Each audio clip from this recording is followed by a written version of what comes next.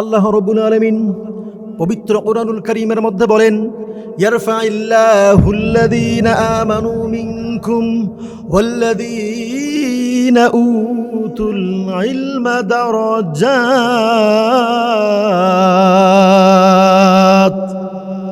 আল্লাহ রাব্বুল আলামিন তার নবীকে ডাক দিয়ে বলেন, হাবিব, আপনি পৃথিবীবাসীকে জানিয়ে দিন, পৃথিবীর সমগ্র মানুষদেরকে ডাক দিয়ে বলেন যে তোমাদের মধ্যে যারা ঈমান আনয়ন করেছো, তোমরা যারা ঈমান এনেছো, যারা ইলম অর্জন করেছো, আল্লাহ রাব্বুল আলামিন তোমাদের মর্যাদাকে বৃদ্ধি করে দিয়েছেন। আল্লাহ রাব্বুল আলামিন আলেমদের মর্যাদাকে অনেক গুণে বৃদ্ধি করে দিয়েছেন। এটি কোরআনুল কারীমে আরেক আয়াতে কারীমার মধ্যে ডাক দিয়ে বলেন, শাহিদাল্লাহু আন্নাহু লা ইলাহা ইল্লাহু ওয়াল মালাইকাতু ওয়া উলুল ইলমি কাইমান বিল কিসত। কোরআনুল কারীমের সবথেকে বড় সাক্ষী যেই সূরাতে আছে, কোরআনুল কারীমের সবথেকে বড় সাক্ষী যে আয়াতে কারীমার মধ্যে আছে, এই আয়াতে কারিমার মধ্যে ডাক দিয়ে বলেন, হে নবী, আপনি পৃথিবীর সমস্ত মানুষদেরকে জানিয়ে দিন, আমি সাক্ষ্য প্রদান করছি, আমি আল্লাহ তাআলা সাক্ষ্য প্রদান করছি, আল্লাহ তাআলা ছাড়া কোনো ইলাহ নেই। এবং আমার পরে আমার ফেরেশতাসমূহ, আমি যে ফেরেশতাদেরকে সৃষ্টি করেছি, আমার এই ফেরেশতারা আমার এই কথার সাক্ষ্য প্রদান করে। এবং তাদের সঙ্গে শুধুমাত্র দ্বীনের ইলম যারা অর্জন করেছে, যারা আলেম হয়েছে, যারা পৃথিবীর জমিনে ইলম অর্জন করেছে, ওই আলেম ওলামারা এই সাক্ষ্য প্রদান করেন। প্রিয় ভাইয়েরা আমার, আল্লাহ রাব্বুল আলামিন আলেম ওলামাদেরকে এমন একটা কাজের মধ্যে অংশীদার বানিয়ে দিলেন, যেই কাজ আল্লাহ রাব্বুল আলামিন নিজে করেছেন, যেই কাজ ফেরেশতারা করেছে, যেই কাজ আল্লাহ রাব্বুল আলামিন নিজে স্বয়ং করেছেন। এই কাজের মধ্যে আল্লাহ রাব্বুল আলামিন আলেম ওলামাদেরকে অংশীদার বানিয়ে দিলেন। আল্লাহ রাব্বুল আলামিন আলেম ওলামাদের মর্যাদা এত বেশি পরিমাণ বৃদ্ধি করে দিয়েছেন। আল্লাহ নবী ডাক দিয়ে বলে, ও আমার সাহাবীরা, ফাদলুল আলিমি আলাল আবিদি কাফাদলি আলা আদনাকুম। আল্লাহ নবী ডাক দিয়ে বলে, হে আমার সাহাবীরা, পৃথিবীর জমিনে তোমাদের মধ্যে সব থেকে ছোট মানের যে ব্যক্তিটি রয়েছে, সব থেকে নিম্ন শ্রেণীর যে ব্যক্তিটি রয়েছে, এই নিম্ন শ্রেণীর ব্যক্তির মধ্য থেকে আমি নবী মুহাম্মাদের মর্যাদা যত বেশি, তোমাদের কাছে আমি নবী মুহাম্মাদের মর্যাদা ওই নিম্ন শ্রেণীর ব্যক্তির থেকে যত বেশি।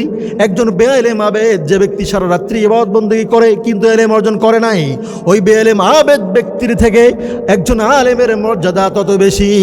জোরে বলেন না সুবহানাল্লাহ। এবারে আল্লাহ নবী আরেক হাদিসের মধ্যে ডাক দিয়ে বলেন, ইন্নামাল উলামা ওয়ারাসাতুল আম্বিয়া। আল্লাহ নবী ডাক দিয়ে বলে, নিশ্চয়ই আলেম ওলামারা আমরা নবীগণের ওয়ারিস। প্রিয় ভাইয়েরা আমার, মানুষেরা তার সন্তানদেরকে ওয়ারিস উত্তরসূরি বানিয়ে দিয়ে যায়, কিন্তু আল্লাহ নবী জনাবে মুহাম্মদ সাল্লাল্লাহু আলাইহি ওয়াসাল্লাম আলেমগণকে, আলেমদেরকে তার উত্তরসূরি বানিয়ে দিয়েছেন। এবারে আল্লাহ নবী আরেক হাদিসের মধ্যে ডাক দিয়ে বলেন, আলেম ওলামাদের মর্যাদা কত বেশি, আলেম ওলামাদের পাওয়ার কত বেশি, এটি তিনি আরেক হাদিসের মধ্যে বুঝিয়ে দিয়েছেন। তিনি বলেন, লাউ আন্না ফাকিহান আলা রুসি জাবালিন লাকানা হুয়াল জামাআ। আল্লাহ নবী ডাক দিয়ে বলেন, একজন আলেম ব্যক্তি একটি পাহাড়ের উপরে যদি দাঁড়িয়ে থাকে, তাহলে সে একা একটি জামাত। প্রিয় ভাইয়েরা আমার, এ হাদিস দ্বারা পরিষ্কার বোঝা যায়, 1,00,000 মানুষদেরকে একটা শয়তান বিভ্রান্ত করতে যে পরিমাণ পরিশ্রম করতে হবে না, যে পরিমাণ কষ্ট করতে হবে না, তার থেকে অনেক গুণে বেশি কষ্ট করতে হয় একজন আলেমকে বিভ্রান্ত করার জন্য। আল্লাহ রাব্বুল আলামিন কোরআনুল কারীমে ডাক দিয়ে বলেন, হে নবী, আপনি জানিয়ে দেন, কুল হাল ইয়াস্তাউিল্লাযীনা ইয়ালামুনা ওয়াল্লাযীনা লা ইয়ালামুন। আল্লাহ রাব্বুল আলামিন তার নবীকে ডাক দিয়ে বলেন, হাবিব, আপনি পৃথিবীর মানুষদেরকে জিজ্ঞাসা করেন, পৃথিবীর মানুষদেরকে বলে দেন, যারা আলেম আর যারা আলেম নয়, তারা কি উভয়ে সমান নাকি? অবশ্যই তাদের মধ্যে অনেক বেশি পরিমাণে পার্থক্য রয়েছে। পার্থক্য সমূহের মধ্যে একটি পার্থক্য হলো, আল্লাহ তাআলা বলেন আরেক আয়াতের মধ্যে, ইন্নামা ইয়াখশাল্লাহা মিন ইবাদিহিল উলামা।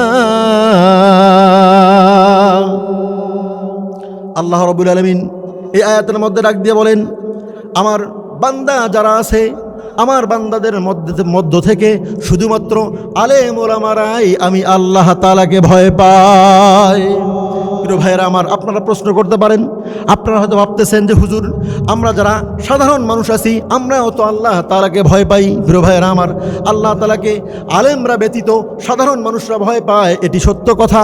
কিন্তু এই ভয় পেতে গিয়ে আলেম ওলামারা যে বুঝে শুনে ভয় পায়, আর যে সাধারণ ব্যক্তিরা আছে এরা ভয় পেতে গিয়ে এমনও কাজ করে ফেলে যেই কাজগুলো তাদেরকে শিরকের পর্যায়ে পৌঁছাইয়া দেয়।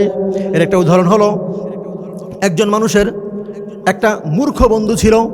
মূর্খ বন্ধু সহ সে সফরের মধ্যে বের হয়ে গিয়েছে।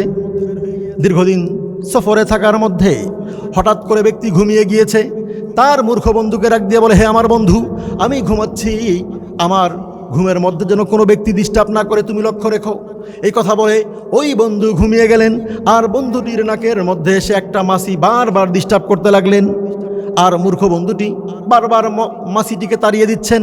হঠাৎ করে ভাবতে লাগলেন যে আমি বারবার এই মাছিটিকে তাড়িয়ে দিচ্ছি, এই মাছি আবারও ঘুরে ফিরে আবার আমার বন্ধুর নাকের মধ্যে পড়ছে।